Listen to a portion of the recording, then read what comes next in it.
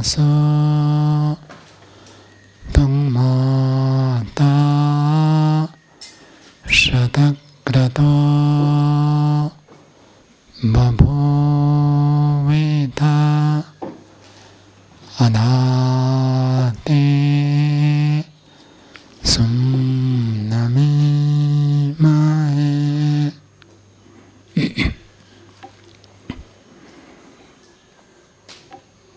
प्रभु के महत्व की कृपा हम सब पर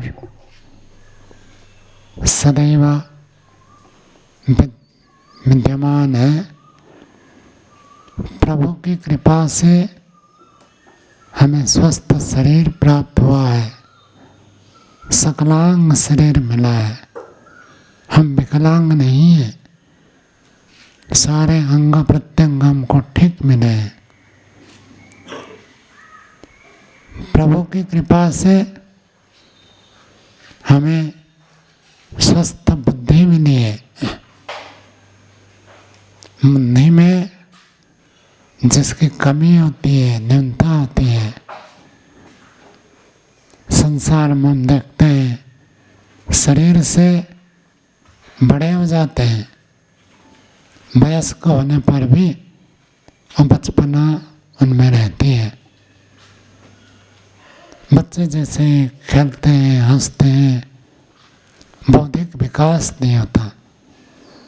परमात्मा की कृपा से हमें स्वस्थ बुद्धि मिली है, विचार करने की शक्ति है, सही गलत को हम समझ पाते हैं,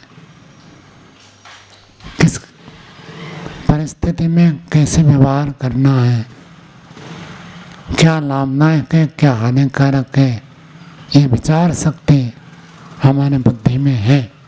ऐसी बुद्धि हमको प्राप्त हुई है, यह भी प्रभु की कृपा है। ऐसे ही हमें स्वस्थ मन मिला है। जिसका मन अस्वस्थ होता है, जो मानसिक रोगी होते हैं, वो डिप्रेशन में जाते हैं, तनाव में जाते हैं, वो अनेक प्रकार के वासनाओं के वशवर्ती हो जाते हैं, उल्टे कार्य कर लेते हैं, मन को रोक नहीं पाते हैं। मानसिक आवेग जब अंदर उत्पन्न होते हैं उसी में प्रवाहित हो जाते हैं। जैसे मन में आवेग उठा वैसे ही बोलते हैं, वैसे ही करते हैं। और मन के आवेग को न रखकर कितने हानि उठा लेते हैं। कोई जेल तक पहुंचता है तो कोई समाज में अपयश को प्राप्त करता है। ये अस्वस्थ मन का लक्षण है। ऐसे ही स्वस्थ आत्मा होना अति आवश्यक है। जैसे शरीर का स्वस्थ होना हम सब अनुभव करते हैं। यदि शरीर रुग्ण हो जाए तो हमारा जीवन दुर्विषह हो जाता है। शरीर को स्वस्थ रखने के लिए हम सब प्रयत्न करते हैं। किसी व्यक्ति को भूख नहीं लगती है तो भूख लगने की भूख भी होती है, अर्थात मुझे भूख लगे ऐसी इच्छा, ऐसी भूख उसके अंदर पैदा होती है। मुझे क्यों भूख नहीं लग रही है? भूख लगनी चाहिए। भूख नहीं लगेगी तो खाऊंगा नहीं, अथवा बिना भूख के खाऊंगा तो रोगी हो जाऊंगा। जीवन कैसे चलेगा? डॉक्टर के पास जाते हैं, वैद्य के पास जाते हैं, बताते हैं कि मुझे भूख नहीं लग रही है, दवाई दीजिए।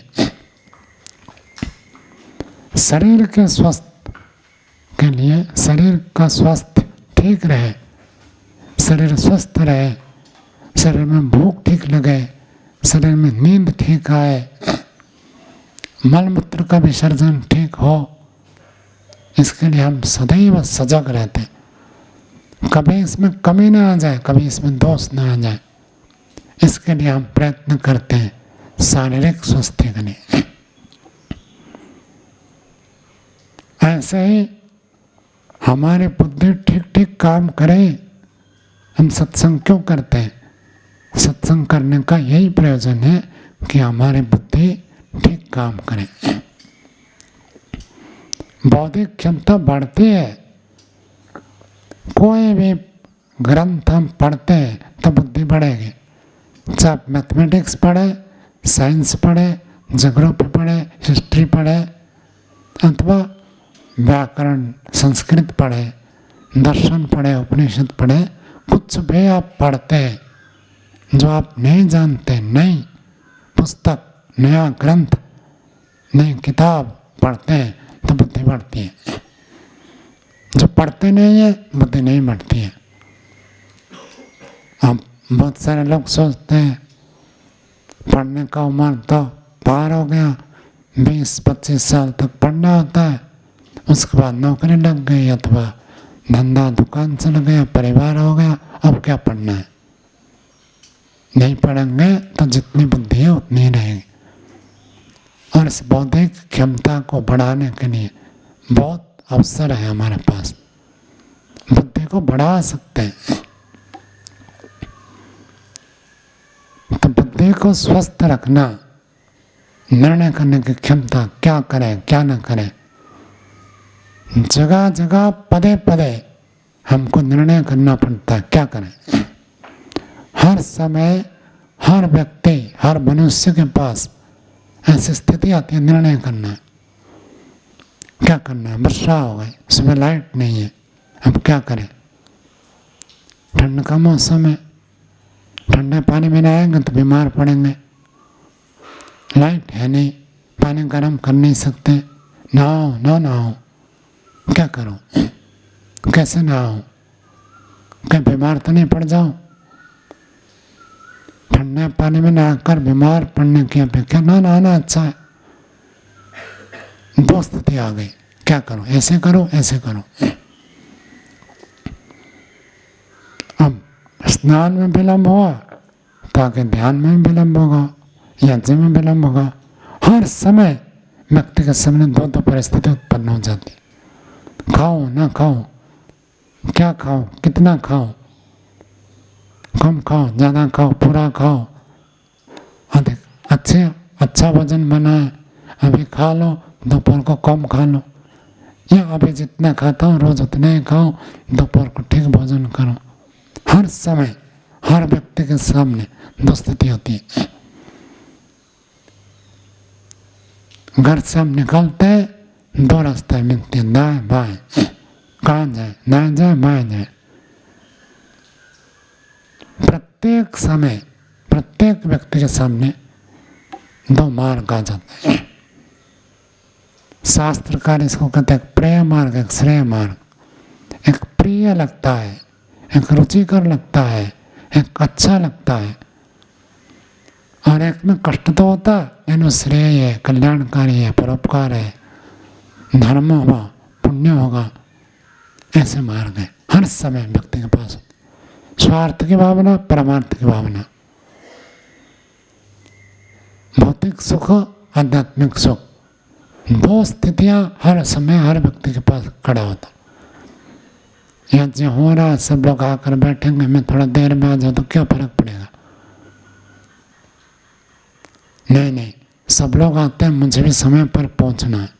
दो स्थितियां आती है तो बुद्धि में जो पहले से निश्चित होगा नहीं समय पर पहुंचना है, उसके लिए तो सोचना नहीं पड़ता। लेकिन जो नई बातें आती हैं और हर समय हर व्यक्ति के सामने नई परिस्थिति आती है, इसीलिए इसका नाम जगत है। जो परिवर्तनशील होता है उसी का नाम तो जगत है, उसी का नाम संसार है। एक जैसी स्थिति नहीं रहती है, रोज स्थितियां बदलती हैं, मौसम भी बदलते हैं, स्वास्थ्य भी बदलता है, लोग भी बदलते हैं, परिस्थितियां भी बदलती हैं। तो हमको निर्णय करना पड़ता है क्या करूं क्या ना करूं। शास्त्र यही हमको बताते हैं, इसलिए शास्त्र को पढ़ते हैं तो हमारी बुद्धि स्वस्थ होती है। शास्त्र को नहीं पढ़ते तो बुद्धि लौकिक बनी रहती है, जो स्वस्थकर नहीं होता, अर्थात हितकारी ना होकर अहित कार्य को भी करने वाली बुद्धि बनी रहती है। पढ़ते रहना चाहिए। आध्यात्मिक ग्रंथ ना पढ़े तो सामान्य ग्रंथ कुछ ना कुछ तो रोज पढ़ना ही चाहिए। ये हमारे बुद्धि को बनाए रखता है, नहीं तो बुद्धि में जंग लग जाता। अर्थात जैसे चाकू में प्रयोग नहीं करेंगे तो वर्षा है, पानी लग गए तो 2 महीने के बाद देखेंगे तो जंग लग मिलेगा, और रोज उसका प्रयोग करते हैं तो जंग नहीं लगेगा। तो स्वस्थ बुद्धि के लिए हमको प्रयत्न करना पड़ता है, और करते भी हैं हम। व्यक्ति सीखता ही रहता है, कोई पुस्तक पढ़कर सीखता है, कोई व्यवहार से सीखता है। ऐसे किया तो ऐसे हो गया, इस व्यक्ति को ऐसे कहा तो उसने ऐसे प्रतिक्रिया दी। सीखना तो पड़ता है, तो उससे हमारी बुद्धि बढ़ती है, सीख मिलती है, विचार बदलते हैं। तो बुद्धि को भी स्वस्थ रखने के लिए प्राय हम प्रयत्नशील रहते हैं। मैं बुद्धि से गलत निर्णय ना करूं, मुझे कोई ठग ना ले, मेरे से कोई गलत व्यवहार ना कर दे, मैं कभी किसी के सामने बुद्धू उल्लू सिद्ध ना हो जाऊं, मूर्ख सिद्ध ना हो जाऊं, इसके लिए हम सजग रहते हैं। जैसे शारीरिक स्वास्थ्य के प्रति सजग रहते हैं, ऐसे बौद्धिक स्तर पर हम सजग रहते हैं, दूसरा व्यक्ति मुझे मूर्ख ना समझे, अथवा ऐसे मूर्खतापूर्ण निर्णय करके मैं हानि ना उठाऊं। ये स्वस्थ बुद्धि के लिए हम जागरूक रहते हैं, प्रयत्नशील रहते हैं। इसके बाद आता है मानसिक स्तर पर, मन में भी व्यक्ति को स्वस्थ रहने के लिए प्रयत्न करना चाहिए। बुद्धि किसकी अच्छी है, बौद्धिक क्षमता किसकी अच्छी है, निर्णय करने की क्षमता अच्छी है, लेकिन वो जरूरी नहीं है उसका मन स्वस्थ हो, पवित्र हो। स्वस्थ मन का अर्थ होता है पवित्र मन। डॉक्टर एक व्यक्ति बनता है तो बुद्धि तो है, बिना बुद्धि के तो पढ़ाई कैसे, डॉक्टरी में पास ही नहीं कर पाएगा, डॉक्टरी में प्रवेश ही नहीं होता, प्रवेश हो गया तो उत्तीर्ण होना कठिन हो जाएगा। बौद्धिक क्षमता तो है, लेकिन डॉक्टर होकर वो रोगी को लूटने के लिए भी प्रयास कर सकता है, और रोगी का कम से कम खर्चा हो और स्वस्थ अधिक हो, कम खर्च में पूर्ण स्वस्थ हो जाए, उसके लिए आंतरिक प्रयत्न कर सकता है। ये स्वस्थ मन का लक्षण है। मन का या चित्त का ये एक ही बात है। विकृत चित्त होता है, जैसे मकड़ी ताक में रहता है, कोई मक्खी आ जाए तुरंत उसको पकड़ता है और नोचते नोचते नोचते उसको तास नाश कर देता है, और फिर उसका खून चूसता है। तो जो डॉक्टर होकर ऐसे कर रहा है, खून चूसने के लिए, रोगी के धन को हरण करने के लिए करता है, उसका मन स्वस्थ नहीं है। वो डॉक्टर कितना भी धन प्राप्त कर ले, कभी तृप्त नहीं हो सकता। नौकरी करते हैं, पैसा कमाते हैं, और पैसा प्राइवेट में फिर करते हैं, घर से अलग चिकित्सा करते हैं, करते करते बढ़ाते जाते हैं, अपना हॉस्पिटल खोल देते हैं, और इतना ताम झाम खड़ा कर देते हैं, बढ़ाते जाते हैं, एक फैकल्टी दूसरा फैकल्टी, कितने प्रकार के सुविधाएं रखते हैं, और पैसा संग्रह करना रहता है, और पैसा बढ़ाते बढ़ाते कितना बढ़ा दे, कभी उनका मन तृप्त नहीं होगा। ये अस्वस्थ मन का लक्षण है। स्वस्थ मन पूर्ण पुरुषार्थ करता है, जो प्राप्त हो जाता है उसमें संतोष होता है। कम मिले, ज़्यादा मिले, ना मिले, किस दिन कुछ भी नहीं मिलेगा, किस दिन बहुत अधिक मिलेगा, लेकिन उसमें वो संतोष रहता है, असंतोष नहीं होता है। हाथ तो नहीं बचाता है, अरे मेरे को कुछ भी नहीं मिला, मेरा तो बेकार हो गया, इतने पैसा खर्च करके पढ़ाई की, इतनी बुद्धि लगाया, समय लगाया, मेरा तो बर्बाद हो गया, ऐसे नहीं सोचता। स्वस्थ रहता है, मन से प्रसन्न रहता है, खिन्न नहीं होता है, पुरुषार्थ पूरा करता है। यदि पुरुषार्थ नहीं करता, वो भी एक मानसिक रोग है। आलस्य होना, अकर्मण्यता, ये सब मन के अस्वस्थ होने का लक्षण है। मन क्षमता है, पुरुषार्थ कर सकता है, नौकरी नहीं मिली दुकान चला सकता है, व्यापार कर सकता है, अपना उद्योग कर सकता है, लेकिन मन अस्वस्थ होता है तो व्यक्ति डिप्रेशन में जाता है।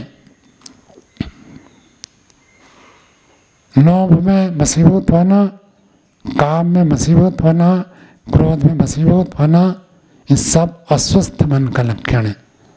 मन को स्वस्थ करने के लिए प्रयत्न करना चाहिए। चाहता तो है व्यक्ति कि मुझे संतोष हो जाए, मैं प्रसन्न हो जाऊं। हर व्यक्ति के अंदर ये अंदर एक कोने में छुपा रहता है कि मुझे संतोष मिले, मेरा मन प्रसन्न रहे। धर्मनस्य क्या होता है? ब्रह्मचारी। धर्मनस्य क्या होता है? सूत्र में है ना, दुख धर्मनस्य अंगम में जयत्वा श्वास प्रश्वास विक्षेप सब हुआ। धर्मनस्य क्या है? कहाँ प्रातः अंग में जयत्वा, संतुष्ट न होना, जो जितना प्राप्त हो। व्यास भाष्य की पंक्ति भी याद रखो ना, बहुत अच्छा होता है। छोटा सा वाक्य याद रखोगे, आपको पूरा एकदम चमक याद लगेगा। इच्छा व्याघातात चेतस क्षोभ, इच्छा पूरी न होने पर चित्त में क्षोभ उत्पन्न हो जाना, विचलन हो जाना, इसका नाम है नरमनस्य। इसी का विपरीत होता है सौमनस्य। तो चित्त मन में क्षोभ उत्पन्न हो जाना, विचलन हो जाना, अशांत हो जाना, ये बाधक है। व्यक्ति चाहता है मेरी इच्छा पूरी हो जाए, और इच्छा पूरी हो जाए तो व्यक्ति खुश हो जाता है, प्रसन्न होता है। जो व्यक्ति खुश रहता है, प्रसन्न रहता है, वो व्यक्ति स्वस्थ मन का अधिकारी है, अर्थात उसका मन स्वस्थ है।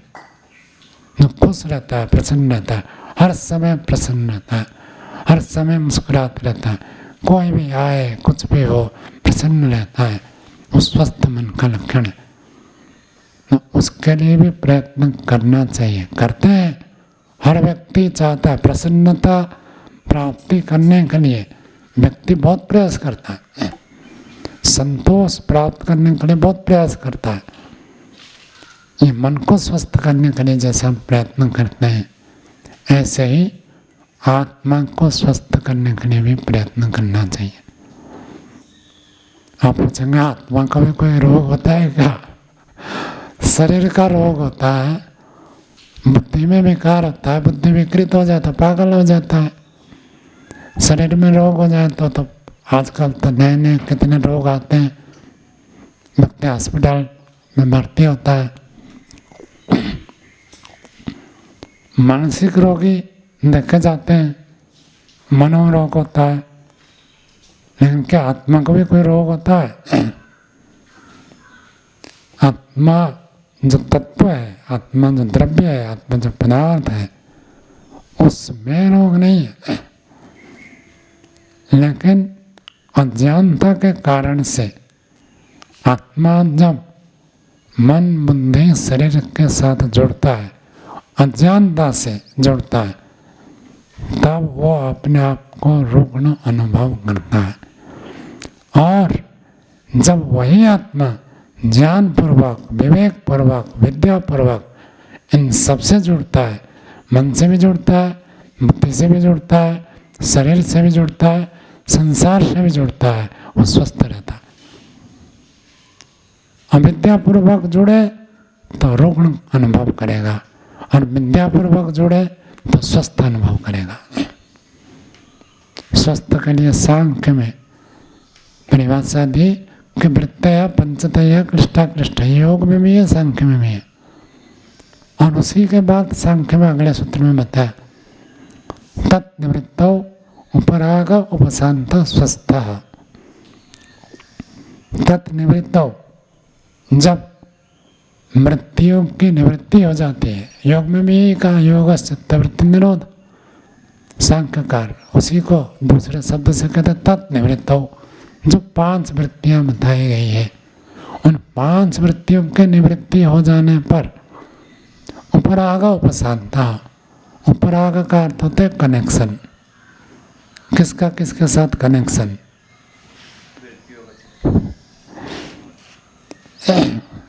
ठीक है, वृत्तियों का चित्त और वृत्ति अलग अलग नहीं है।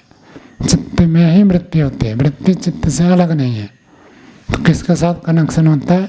क्षीण वृत्ते रविजातस्यैव मणेर ग्रहित्री ग्रहण ग्राह्येषु, ग्रहित्री ग्रहण ग्राह्य के साथ चित्त का कनेक्शन होता है। तो उपराग, चित्त का उपराग बनता है कौन? ग्रहिता, ग्रहण और ग्राह्य। कभी ये संसार के भौतिक पदार्थ उसके साथ उपराग होते हैं, कभी इंद्रियां, कभी जीवात्मा। तो चित्त का ये जो कनेक्शन होता है उसको कहते हैं उपराग। ऐसे ही जब वृत्तियां रुक गई, तत्निवृत्तों, 500 के 500 वृत्तियों के रुक जाने पर, समाप्त हो जाने पर उपराग उपशांता, जो दूसरे के साथ कनेक्शन था उसी को कहते उपराग, कनेक्शन, जुड़ना, संबंध होना। वो जब उपशांता, समाप्त हो गया, तब उसको कहा जाता है स्वस्थ। उपराग का उपशांत हो जाना, उपराग कनेक्शन रहता है जीवात्मा को, आत्मा को अपने आप में रोगी नहीं है।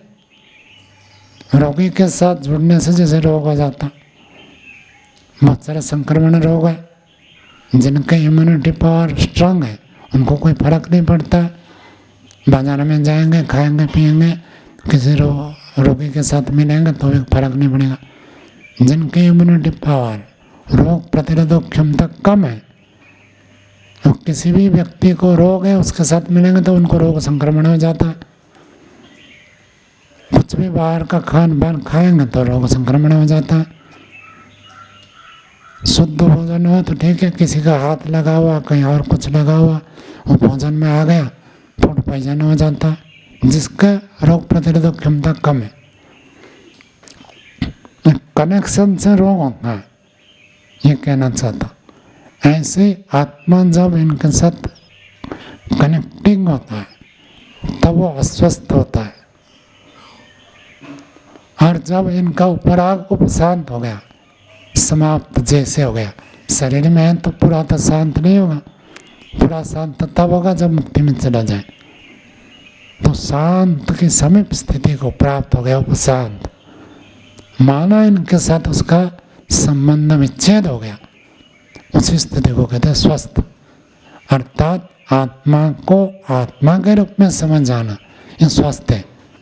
और आत्मा को आत्मा न समझकर कुछ और समझ आना, ये तो रोग है। और संसार में ये रोग व्यापक है।